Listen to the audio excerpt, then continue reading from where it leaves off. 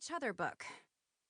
If I'm not careful, I can be ridiculously depressing. Who wants to hear about someone else's shattering disappointments when we're all up to our eyebrows in our own?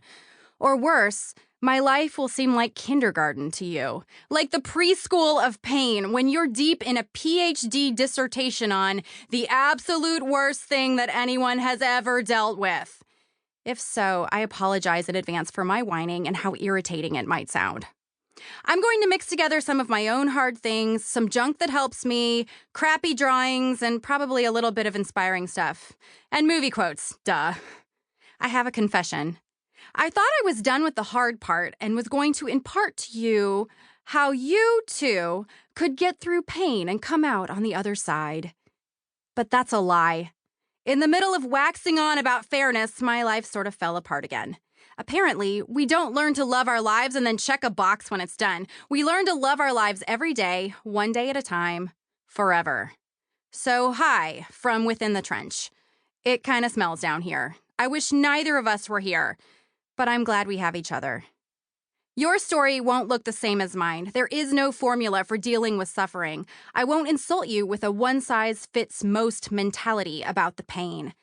All I'm going to do is drag my mess next to yours and invite you to drag yours next to mine. We relate to one another through our stories, don't we? I love a good story, one with hope, or people falling down but getting back up, or people falling down because they slipped on a banana peel. I love a good poop story, or a funny movie quote. And when I'm desperate and feel alone in the world, I love a friend who will just spend time, share life, and talk about the thing without trying to solve everything. So I'm going to introduce you to some of my friends who have agreed to share their stories here. We need all the help we can get from each other. About me. I should probably tell you a little bit about myself. I've been married to my college sweetheart, Alex, for 15 years. I met him as a prospective student at Denison University, where he was playing guitar in the campus coffee shop, The Bandersnatch, in an acoustic duo. He has no recollection of this momentous occasion, which makes me feel super. Just like the movies. Months later, when he noticed my existence, we didn't like each other. At all. There might have been glaring, and that's how the magic really happened. Over time, we discovered our mutual love of the color orange and our total commitment to performing entire conversations by quoting movies. I converted him to Whedonism, the illustrious fandom devoted to all things Joss Whedon, the creator of Buffy the Vampire Slayer, and he introduced me to the sardonic humor of Chevy Chase. We bonded over sarcasm and Christian retreats involving singing around campfires and sharing our favorite Bible verses and much making out. Maybe not all that at the same time. We've pretty much grown up together, at least the whole adult part of our lives, and somehow, in spite of everything we've weathered together, we're still hardcore in love.